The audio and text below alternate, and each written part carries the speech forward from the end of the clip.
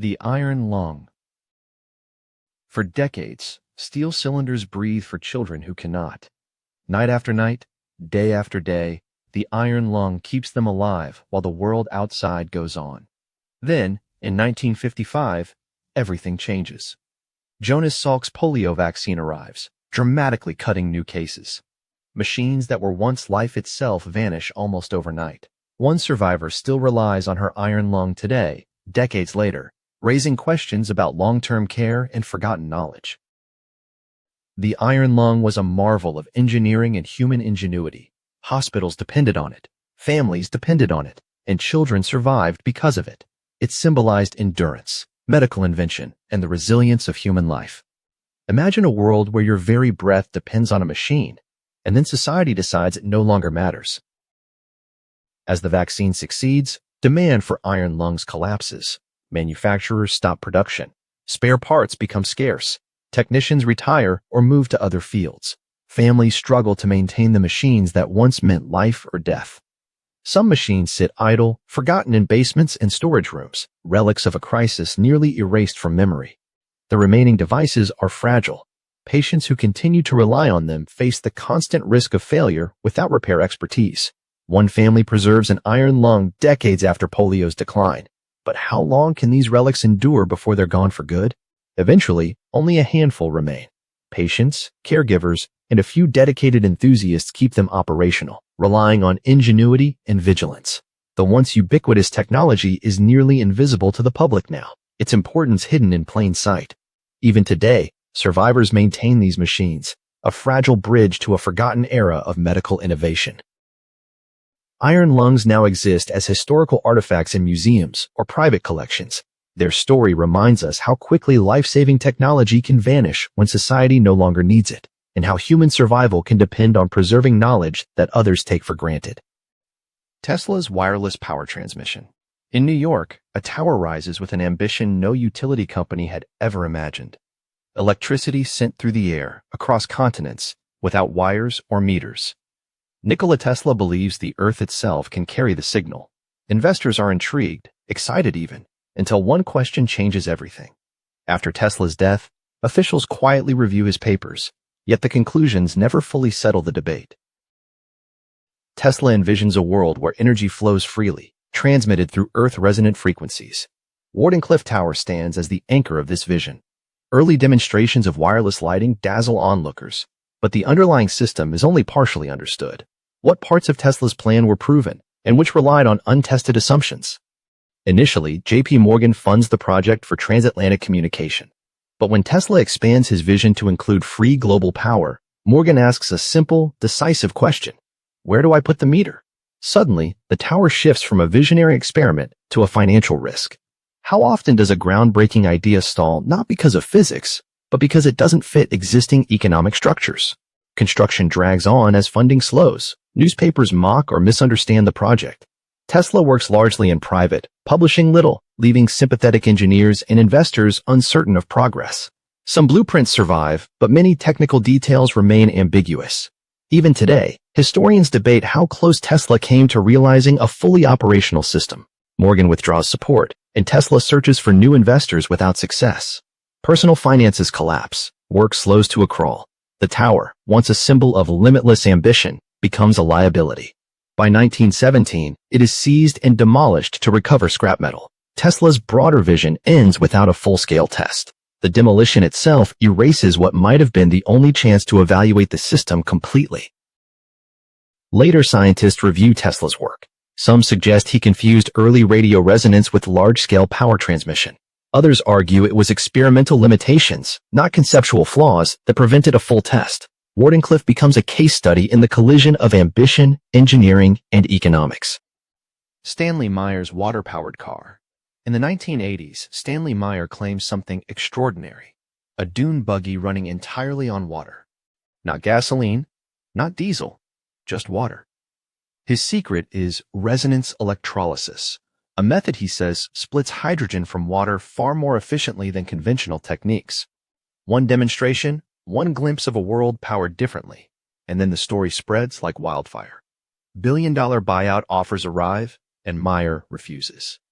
Then, in 1998, He dies suddenly, leaving scattered prototypes, lost patents, and questions no one can fully answer. His brother later claims a second prototype performed differently, yet no one knows what became of the components. Meyer's invention promised vehicles that didn't rely on fossil fuels.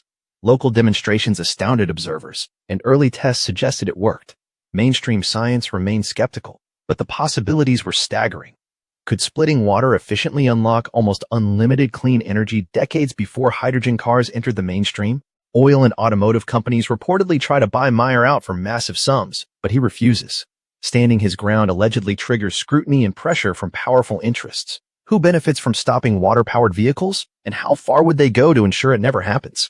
Courts begin questioning the validity of his claims. Engineers attempt replication, often unable to match his results. Legal battles intensify, media coverage adds pressure, and Meyer's personal and professional life becomes increasingly strained. Even engineers who partially succeed cannot fully reproduce the system, leaving a shadow of doubt mixed with intrigue. Then, Meyer dies unexpectedly after dinner with investors. The coroner lists natural causes, but speculation of foul play lingers. Patents lapse, prototypes vanish, and documentation disappears. Some claim parts were secretly removed or classified, raising the possibility that the technology still exists somewhere. Meyer's workshop is cleared, key devices disappear, and public access to the system is effectively erased. The potential for water-powered vehicles remains unrealized. Small-scale engineers and hobbyists continue exploring Meyer's designs. Decades later, inventors attempt to recreate his system, achieving partial results, but the definitive breakthrough remains elusive. Some report partial success, others complete failure.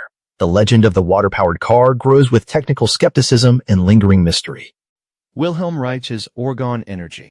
In the 1940s and 1950s, Wilhelm Reich claims the air itself pulses with a life energy capable of influencing weather, healing bodies, and even affecting human emotion. He builds devices to harness it, promising cures for disease and relief from droughts. But then the government intervenes, ordering one of the only book burnings in U.S. history. Meteorologists later suggest that some of Reich's observations might have hinted at real electrical atmospheric phenomena, patterns unstudied and unexplained for decades. Reich's work crosses psychology, biology, and atmospheric physics in unprecedented ways. He develops orgon accumulators, boxes designed to concentrate this life energy for therapeutic use. Cloudbusters follow, tools aimed at influencing localized weather patterns. Patients and followers report unusual results. Some are medically beneficial, some anecdotal, all mysterious. Was Reich observing a literal, new form of energy, or was he mapping patterns of nature not yet formalized? Word spreads and attention grows. Followers are intrigued. Authorities are suspicious. Reports of strange effects, healing, and weather changes draw the scrutiny of regulators. The more the devices seem to succeed in unusual ways, the more suspicion they attract. Legal pressure escalates. The FDA investigates claims of unapproved medical applications. Courts rule devices unsafe, labeling the work fraudulent. Reich defends his science, insisting on the validity of his observations. Publications are restricted, devices seized, and warnings escalate. Official records reveal threats of confiscation, destruction, and prohibition, measures rarely applied to a medical researcher. The court eventually orders the destruction of all orgon accumulators. Reich's books are burned, one of the rare government-authorized book burnings in U.S. history. Followers scatter, and his research vanishes from mainstream access. Was this purely regulatory enforcement, or an attempt to silence discoveries considered too dangerous or inconvenient? Reich is imprisoned for contempt and violation of court orders. He dies in custody in 1957. His theories and devices disappear from practice almost entirely. Modern researchers occasionally revisit his claims under frameworks like atmospheric electricity, biophysics, and early environmental science, searching for fragments of empirical insight in the shadows of his controversial work. Though largely dismissed, Reich's work continues to inspire fringe science and interdisciplinary exploration. His story poses a question. What might humanity have gained if these observations had been examined rather than destroyed? Cold fusion. In 1989, two electrochemists, Martin Fleischmann and Stanley Pons, announced something extraordinary. Cold fusion at room temperature. Energy that could power the world, cleanly and quietly, without radiation, without massive reactors. Laboratories around the globe scramble to replicate the claim. Some manage partial success, seeing mysterious excess heat. Others fail spectacularly. And then the scientific world, almost as if by consensus, turns its back. Even NASA researchers later note anomalies in the data, unexplained heat events that defy conventional understanding. The announcement ignites a media frenzy. Labs everywhere attempt replication. Initial reports are inconsistent. Some show anomalous heat, some nothing at all. Public and academic excitement rises, mingled with confusion. Could room temperature nuclear reactions actually exist, or is this experimental error misread as revolution? Early failures are amplified by the press and scientific critique. Reproducibility problems raise doubt among peers. Despite partial successes, skepticism dominates mainstream discourse. Why would something that shows real effects in certain labs be dismissed outright by established institutions? Institutional backlash is swift. Hot fusion programs and funding agencies reject LER research. Researchers face career setbacks, lab closures, and public ridicule. Many are pressured to distance themselves from the work, fearing permanent damage to their reputation. Yet, some labs quietly continue experiments. Their results are positive, but unpublished, buried in academic obscurity. The field becomes officially labeled fringe. Universities withdraw support. Grants are pulled. Positive experimental reports remain fragmented, anecdotal, and often ignored. Researchers endure professional ostracism, their work sidelined. Still, a handful of credible scientists report unexplained heat anomalies decades later, maintaining a thread of unresolved mystery. Scientific rejection solidifies. Journals refuse to publish. Mainstream institutions discredit the research. Cold fusion becomes synonymous with pseudoscience in public perception. The promise of unlimited clean energy is set aside, almost erased. Yet small labs quietly continue reporting anomalies, keeping the door open to future breakthroughs. Even now, decades later, positive LENR results persist in private or low-profile research. The field exists in the shadows, neither fully accepted nor fully debunked. It remains a tantalizing mystery, a question mark in modern physics, waiting for someone bold enough to understand it fully. The 100-plus mpg carburetor. In 1977, a Ford Galaxy glides across the Texas asphalt using barely a gallon of gasoline. Witnesses swear it's true. Tom Ogle, a young mechanic with a mind for engines, claims a vapor fuel carburetor capable of 100 miles per gallon or more. Some witnesses insist they saw the car cross 200 miles with a single tank. Others whisper exaggeration. The patents exist, but implementation never arrives, leaving the world to wonder what might have been. Ogle's invention wasn't magic. It was simple in principle. By vaporizing gasoline more completely, his carburetor promised unprecedented efficiency. Early tests were promising. Independent observers confirmed results that seemed impossible. News spreads quickly. Enthusiasts and journalists marvel. Automotive engineers scratch their heads. Could a single clever modification challenge decades of established industry? Could it have altered the energy landscape before the oil crises reached their peak? The public demonstration draws attention. Investors come, cameras roll, the media writes. Suddenly, a local mechanic has a national spotlight. Yet with visibility comes scrutiny. Automotive giants and oil companies notice. Was Ogle a visionary or a threat to billions in revenue? The question hangs as quietly as the heat rising from the car's hood. Soon, obstacles appear. Patents stall.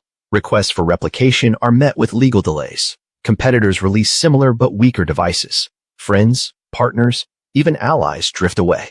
Ogle becomes increasingly isolated, locked in his workshop with his vapor fuel dreams. Some contemporaries hint at veiled threats, whispers of legal pressure. Did someone intervene to stop him? Or was it just the grinding friction of an indifferent system? Pressure mounts. Personal struggles emerge. Substance issues, stress, and lawsuits create a spiral of distraction and despair. Claims of intimidation ripple through the media, sometimes exaggerated, sometimes chillingly plausible. Engineers who visited Ogle's workshop later confirmed that the prototype ran consistently, but no one ever fully replicated the effect. Then Ogle dies young. The carburetor never reaches production. The invention vanishes, slipping quietly out of reach despite independent verification attempts. Decades later, one engineer claims to have built a partially successful version, but the complete secret never resurfaces. The question remains, was it suppressed, unlucky, or simply too difficult to reproduce? Investigators debate. Skeptics say the design was unstable, unreliable. Enthusiasts insist it worked perfectly. The public record offers fragments, anecdotes, and patents that hint at brilliance. A machine that could have shifted energy use forever remains a tantalizing ghost, leaving engineers, historians, and dreamers to wonder what truly happened on that Texas asphalt. Rife's beam ray machine. In the 1930s, Royal Raymond Rife builds a microscope capable of visualizing viruses decades before modern instruments. He pairs it with a machine said to destroy harmful cells using resonant frequencies, not drugs or surgery. Reports claim it works. Witnesses swear they saw pathogens vanish, and then the world turns its back. One of Rife's colleagues later admitted he saw things he couldn't explain, but feared speaking publicly. Rife begins working closely with doctors, running experiments that reportedly reduce pathogens and even cancerous cells dramatically. Lab notes and private reports document these results carefully. Word spreads quietly through medical circles, whispered in hallways and shown in small demonstrations. Could electromagnetic frequencies alone target disease? A century before modern therapy begins exploring similar ideas, small practitioners begin sharing their anecdotal and documented successes. Some are impressed, others skeptical. The medical establishment begins paying attention, first with mild curiosity, then with growing hostility. Even as some doctors become convinced, others warn that Rife's claims could destabilize the foundations of contemporary medicine. Pressure mounts. Authorities challenge his methodology, labs restrict access to equipment, and collaborators start turning against one another. Legal and professional threats loom, public demonstrations become rarer, and the very instruments that made Rife's work possible are now difficult to obtain. Some technicians remember seeing cells vanish under the frequencies, but no consistent publications exist, leaving a gap between observation and verification. Lawsuits and regulatory actions escalate. Laboratories are closed, equipment confiscated, and documentation disappears into private collections or is destroyed. Rife faces isolation, both personally and professionally. One 1930s colleague recalls witnessing results he could not explain, but speaking out would have risked his own career. Knowledge that might have saved lives is quietly contained, almost erased. Eventually, Rife loses nearly all of his equipment and his reputation crumbles. Public and scientific awareness of his work evaporates. The promise of frequency-based therapy is buried under decades of doubt. Some modern researchers revisit his ideas using electromagnetic therapy frameworks, questioning how much of his work was real and how much simply vanished. Today, Rife's methods are explored under new terminology, and some positive effects are occasionally reported. Reproducibility remains elusive, but the legend persists. A story of innovation, suppression, and lost knowledge.